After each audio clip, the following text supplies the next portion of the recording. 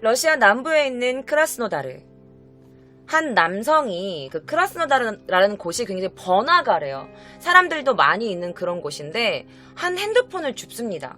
그래서 그 남성이 이거 뭐지? 라면서 핸드폰을 보는데 핸드폰 주인을 찾아주기 위해서 핸드폰을 일단 열었대요. 그리고 이제 번호 정보를 확인하는 중에 사실 사람이 본능적으로 다른 사람 핸드폰 딱 이렇게 들고 있으면 뭔가 사진첩 조금 보게 되잖아. 그 사진첩을 살짝 보려고 핸드폰을 열었는데 그 사진첩에서 굉장히 이상한 사진 몇 가지와 동영상이 있는 걸 확인합니다.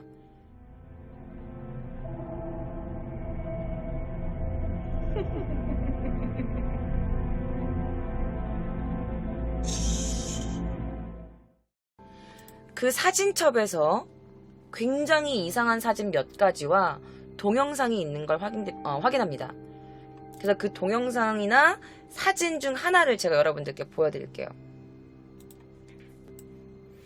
자, 바로 이 사진입니다. 여러분들이 언뜻 보면 이 사진 뭐지? 라고 생각이 드실 거예요.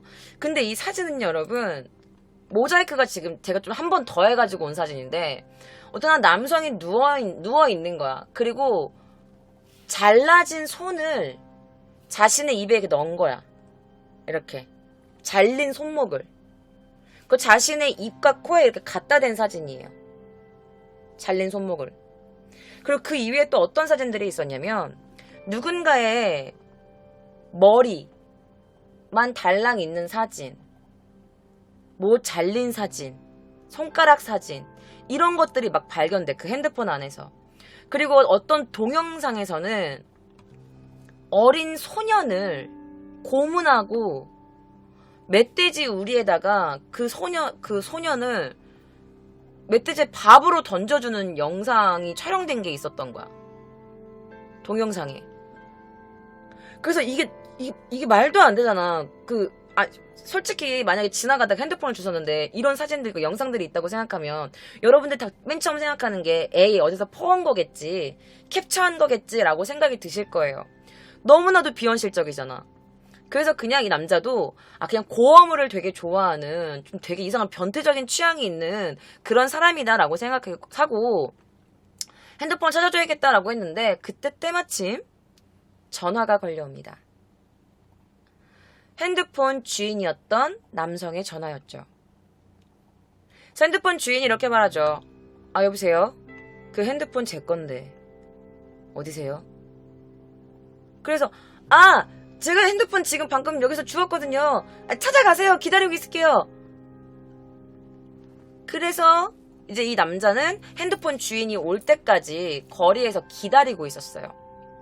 그리고 얼마 지나지 않아서 막 사람들 사이에서 어떤 사람이 자신에게 걸어오는 걸 느꼈다고 해요. 근데 이 남자가 느낌이 너무 이상했대. 왠 줄 알아? 이 잘린 손목을 입에 넣고 있는 사람의 얼굴이 바로 자신에게 다가오고 있는 사람의 얼굴이었기 때문이에요. 그러니까 그냥 단순히 고어물을 좋아하는 사람이 아니라 뭔가 이상한 사람이라고 생각이 들었던 거지. 그래서 눈이 딱 마주쳤고 너무 놀란 남자가 우물쭈물하고 있었는데 이 핸드폰 주인이 그에게 가까이 다가와서 이렇게 말합니다. 핸드폰 주우신 분이죠. 방금 저랑 통화하셨잖아요. 그런데 이 남자가 너무 당황해서 아닌데요? 저는 핸드폰 주운 적 없는데 사람 잘못 보셨습니다. 그리고 도망갔어. 자, 핸드폰에 있던 그 남성, 이 손목을 입에 넣고 있는 이 남성의 이름은 드미트리 베크셰프라는 남성이었습니다. 자, 어느새 베크셰프가 자기 앞에 다가왔고 너무 놀란 나머지 도망을 갔는데 이 남자가 이 핸드폰을 갖고 있기가 너무 찝찝하잖아. 이게 사람이 실제 죽었을 수도 있고 정말 사람의 토막사진일 수도 있으니까. 그래가지고 이 남자가 좀 멀리 떨어진 경찰서에 가가지고 핸드폰을 보여줘. 그러면서 이 핸드폰 좀 보세요. 이 좀 이상해. 그러면서 경찰관한테 그 핸드폰을 보여주죠.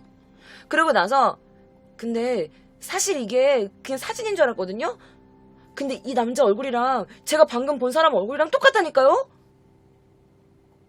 라고 하죠. 그래서 경찰들도 좀 내용을 확인하는데 이 핸드폰에 너무나 괴상한 사진이 많은 거야. 끔찍하고 잔혹한 사진들. 그래서 이 핸드폰의 모든 기록들을 다 복원하기 시작합니다. 그러고 나서 이 핸드폰을 주운 사람은 나는 이 일과 아무 상관없다라면서 도망갔죠. 자, 엄청난 살인 흔적들을, 증거들이 막 쏟아지기 시작하고 경찰들은 이 남자가 확실히 살인범이라고 확신하게 됩니다. 그리고 나서 이 남성을 체포하고 신문을 하기 시작합니다. 그런데 이때 한 사람이 더 등장해요. 여성이 등장합니다.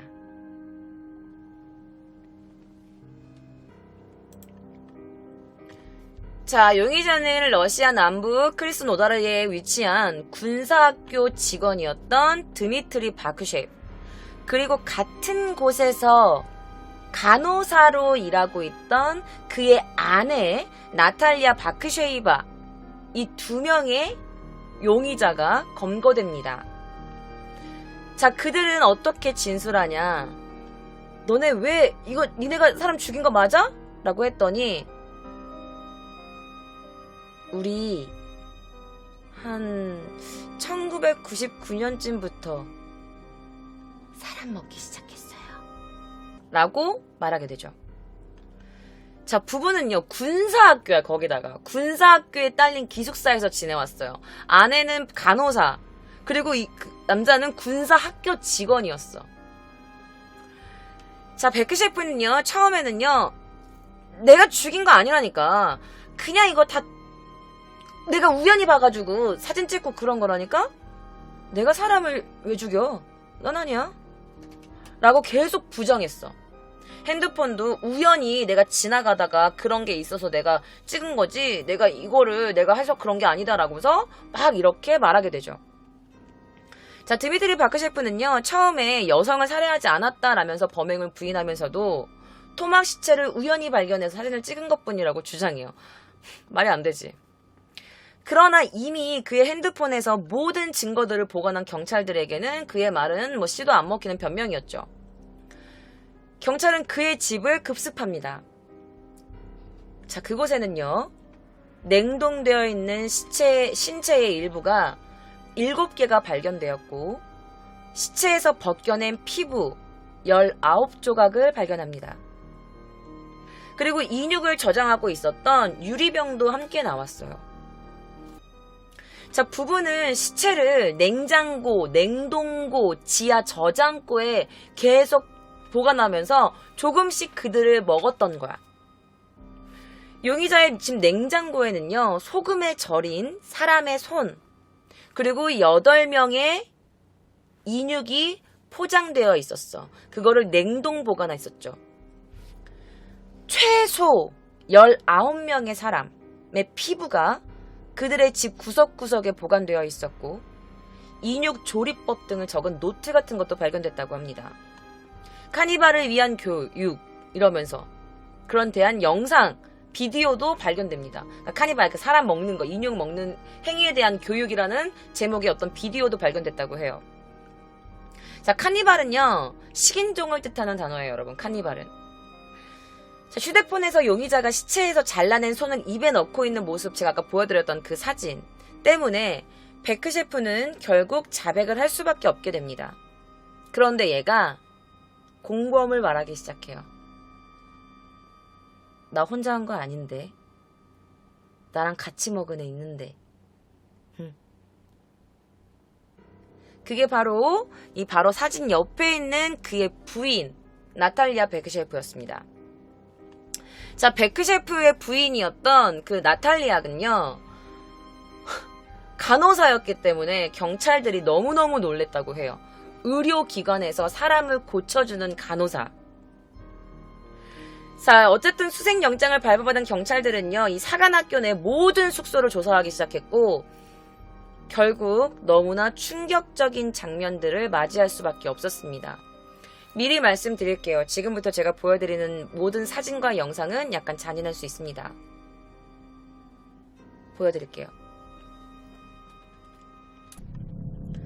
자, 이거는요, 바로 그의 실제 집안 사진입니다. 방 안 사진입니다. 자, 일단 외부 증거로는요, 쓰레기 더미에서 인체 부위가 발견됩니다. 여성의 머리라든지 아니면 사람의 피부 조각들. 그리고 건물 지하에는요, 수많은 유골들이 있었어. 이거 보시면 아시겠지만 여러분들, 여기 보면 어떤 가발 같은 게 보이거든요. 이게 바로 얘네들이 죽인 사람이 쓰고 있던 가발이나 머리카락이라고 해요. 자, 어질러진 기숙사 내부, 그리고 수십 장의 사진들, 그리고 피해자의 가발. 이 숙소 내에 있는 모든 물건들이 거의 다 대부분 피해자들의 물건들이라고 해요. 그리고 보면 아까 제가 방금 지나갔던 이 사진 무더기들 있잖아요. 이게 바로 사건의 핵심이야. 왜냐면 그 둘은 진술을 했는데 사실 최근에 정보만 내놓았을 뿐이지 누가 언제 누굴 어떻게 죽였는지는 모르는 거야. 그런데 그게 사실 최초의 살해 시점, 얘네가 언제 사람을 처음 죽였는지, 몇 명을 죽였는지에 관련돼서는 정확한 증거들이 그렇게 많이는 없었어. 그래서 경찰은 이런 내부에 있는 사진들을 보게 됩니다. 그런데 여기 지금 그 사진들이 바로 여기 나와 있는 건데, 이거 보시면 사람 모가지를 이렇게 따가지고 귤로 해놓고 가발 보이고, 그리고 여기 나중에 또 보이시면 이렇게 사람 머리 두피를 이렇게 벗겼고 사람 인육을 이렇게 통조림통에 넣어놔가지고 유리병에 넣어놓고 있거나, 그러니까 너무너무 끔찍한 이런 것들이 많이 있었어요.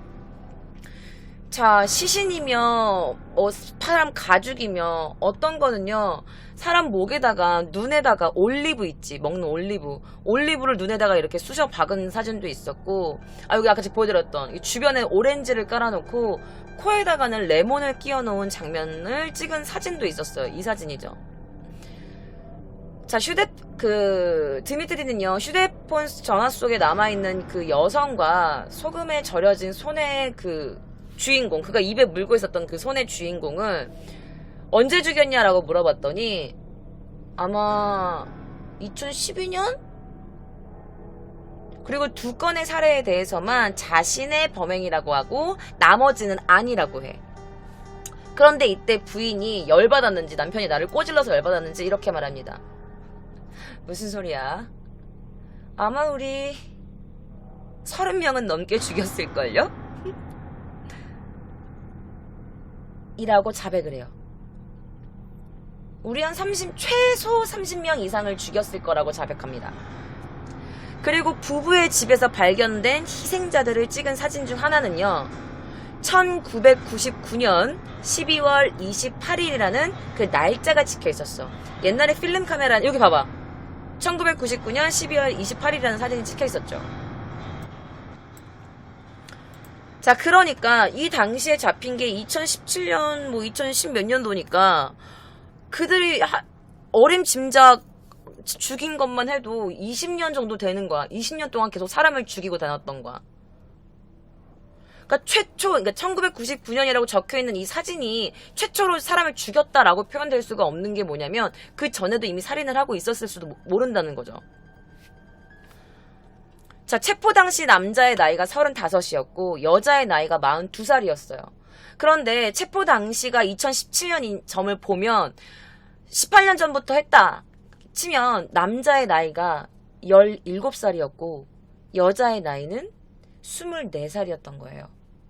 그런데 17살과 24살의 나이에 사람 눈에다가 이렇게 올리브를 꽂고 오렌지로 꾸미고 목을 따서 사람을 먹은 거야. 10대 때와 20대 초반 때. 물론 훨씬 더 이전일 수도 있고요. 자, 희생자들은요, 이미 모두 실종된 사람들이었어요. 자, 크라스 노다르에서는요, 그 번화가기 때문에 사실 굉장히 많은 실종 사건들이 잇따라 일어났고, 노숙자들이 술 취하고 쓰러져 있는 사람을 잡아먹는다든지, 아니면 어떤 약간 사이코패스 사람들이 노숙자들을 이렇게 끌고 가가지고 죽여버린다든지, 이런 걸 많이 일어난다라고 하는 게 바로 이 크라스 노다르라는 그 번화가였습니다. 자, 부부는 살해된 사람들을 잠들게 하려고 어떤 걸 했냐면, 페노바비탈이라는 그 러시안 마약을 먹인 거야. 페노바비탈이라는. 그런데 이 페노바비탈이라는 이 약은요, 이 마약은 소량으로도 되게 진정 효과를 일으키고 지속적인 수면을 할 수 있게끔 만들어주는 성분이 들어가 있다고 해요. 그러니까 이 약을 먹으면 사람들이 힘을 못 쓰고 그냥 픽픽 자버리는 거지. 그 주변에 살고 있던 그의 이웃들은요, 이렇게 말했다고 합니다. 이 마약이 약간 냄새가 나나 봐. 그러니까 걔네들 그 마약 자주 사용한 걸로 알고 있어. 아니 그렇게 냄새가 밖으로 나더라니까? 라고 말하는 사람들도 있었고, 내가 이런 말 해도 될지 모르겠는데 사실 우리가 방에 들어가려고 할 때 여자 목소리인가? 누군가가 막 캬캬거리면서 우는 거야. 그런데 이런 일이 있을 거라고는 상상도 못했지 뭐. 그러니까 사람들 기숙사를 같이 쓰니까 기숙사에 같이 사는 사람들도 있었을 거 아니에요. 그러니까 그런 사람들이 이제 뭐 냄새가 난다든지 다른 사람의 비명소리가 난다든지 이런 걸 들었는데 그냥 다 무시했던 거야. 그러면 나서 이 사람들이 어떤 한 여자를 욕해. 이 여자를 욕하는 사람이 되게 많았는데, 나탈리아 그 여자 아주 공격적이고 취약한 여자예요. 상종 못할 인간이라니까. 이렇게 말했대. 그래서 그녀가 평소에 너무 막 폭력적이고 공격적이었기 때문에 무슨 누가 비명소리가 들린다든지 마약 냄새가 나더라도 그 방에 들어갈 수가 없었던 거야. 굳이 우리가 왜 그런 이 여자의 공격 위험까지 감수하면서 그럴 필요가 있었냐. 약간 이런 말이겠죠. 자, 그런데 여러분들, 이 이야기는요 지금부터 시작이에요. 왜냐면 들은 바로는 주변인들의 증언으로 봤을 때 이 나탈리아가 여러분들 요리하는 걸 좋아했는데 주변 사람들한테 유일하게 퍼준 게 있대요. 그게 뭐냐면 바로 고기 파이를 주는 거였어요. 그걸 부업으로 했대요. 고기 파이를 만들어서 파는 걸. 자, 여기 나와 있는 이 사진의 주인공은요, 바로 이 곳에 있던 사람의 피해자 사진입니다. 그래서 아까 보이는 이 가발이 그녀의 것일 수도 있다. 여기 나오는 어떤 살점이라든지 이 여자, 이 얼굴이 아마 이 여자일 거다라는 사진이 있길래 제가 좀 해외 사이트에서 가지고 와봤어요. 자, 들은 바로는요, 이게 고기 파이를 팔았다고 하니까 얘네가 인육을 먹는 사람들인데 그걸 돈 주고 사 먹는 사람들도 있었을 거고, 그리고 같은 기숙사 하는 사람들이 이거 만들어봤는데 좀 먹어볼래요? 라면서 그걸 받았는데 그게 인육이었던 걸 거 아니야. 그리고 너무 끔찍한 게 그 군사 학교였잖아요. 그래서 그 학교 내 생도들한테도 이 인육 통조림을 만들어가지고 판매를 했다는 거야. 학생들에게. 그리고 그들은 학교 내뿐만 아니라 그 학교 근처, 기숙사 근처에 있는 카페를 운영하는 그 어떤 부부가 있었는데, 그 부부가 운영하는 카페에 찾아가가지고 이렇게 말하는 거지. 통조림 뭐냐? 통조림을 치면, 이거 우리가 만든 고기인데 한번 드셔보세요. 내가 보증해. 진짜 맛있다니까? 그러면서 이제 그 카페 주인들은 죄송한데 우리는 직접 고기를 받는 계약한 데가 있습니다 라고 말을 했더니 이 여자가 뭐라고 했냐면 갑자기 먹어봐요 하다가, 우리 집 고기가 얼마나 싱싱한데 한번 먹어봐요. 먹어보고 그 다음에 결정해 라면서 이렇게 계속 권했대, 무리하게. 그래서 카페 주인은 나탈리아가 고기를 판매하는데 너무나 적극적인 모습을 보이는 거야. 말하면서 먹어보라고, 결정해보라고, 우리 고기 싱싱하다고, 자신 있다고 막 이러면서. 그래서 끝끝내 이 카페 주인은 우리는 정말 이렇게 검증된 곳에서만 받는 고기를 손님들께 제공한다. 미안해요. 우리는 안 되겠어요. 라고 했더니 나탈리아는 또 이렇게 말해. 사실 내가 셰프로 일한 적이 있거든. 요리 잘해요. 내가 일했던 그 레스토랑에도 내가 고기를 공급했다니까? 라면서 자기가 일했던 레스토랑에도 내가 고기를 갖고 와가지고 고기 요리했을 때 그 고기 요리가 인기가 굉장히 많았다면서 막 자신의 경력을 말했대. 그래서 경찰은 이 카페 주인의 증언을 듣고 부부 주변에 관련돼서 뭐 레스토랑이라든지 아니면 혹은 다른 카페에 이 여자가 가가지고 이 통조림을 팔지 않았는지, 이 고기 파이를 팔지 않았는지를 막 조사했다고 합니다. 그러면서 나중에 이 그녀랑 그의 주변에 살고 있던 사람들이, 아니 나탈리아가 고기 파이를 자주 해서 매번 우리한테 줬었는데 설마 우리가 이죽을 먹은 건 아니겠죠? 라면서 소름 끼쳐 했다고 합니다. 그들이 먹은 게 인육인지 그냥 일반 고기인지는 아무도 모르죠. 자, 그때 나 근데 너무 소름 끼치는 글귀가 있어서 가지고 와봤는데 뭐라고 했냐면, 그 고기 파이를 어디서 만들었냐라는 경찰의 질문에 나탈리아가 이렇게 만들었대요.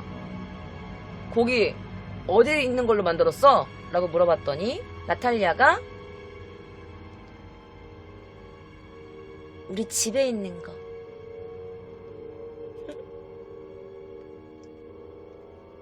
라고 말한 거야. 집에는 이런 것들이 있었고.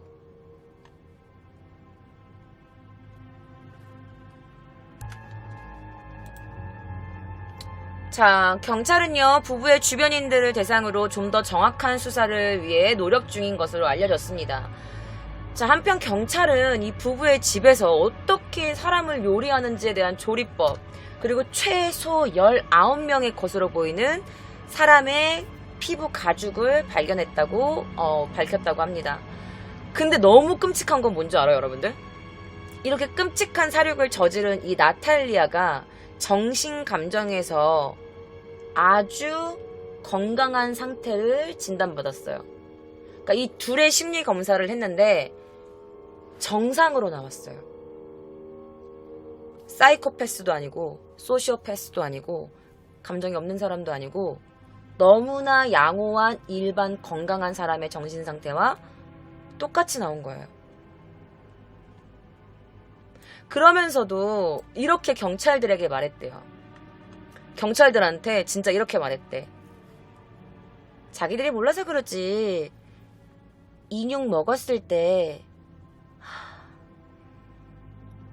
그 맛을 한번 느끼면 잊을 수가 없다니까? 그때서야 우리 마음 이해할 거예요.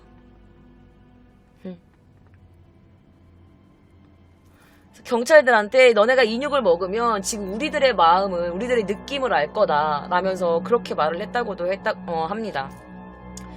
자, 마지막 최초라고 찍혀있는 그 사진에 나와있는 99년이라고 나와있는 그 사진을 최초라고 지정했을 때 훨씬 그 전일 수도 있지만 18년 동안 범행이라고 하자. 그러니까 거의 20년 동안의 범행 중에 30여 건의 살해 횟수는 밝혀진 게 30건 정도.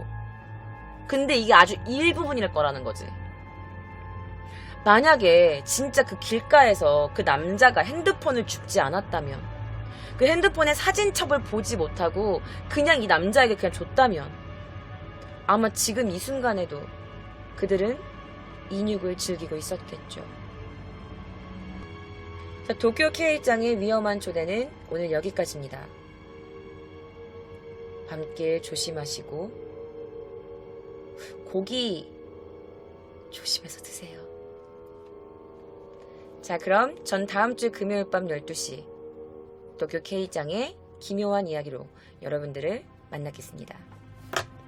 좋은 밤 되세요.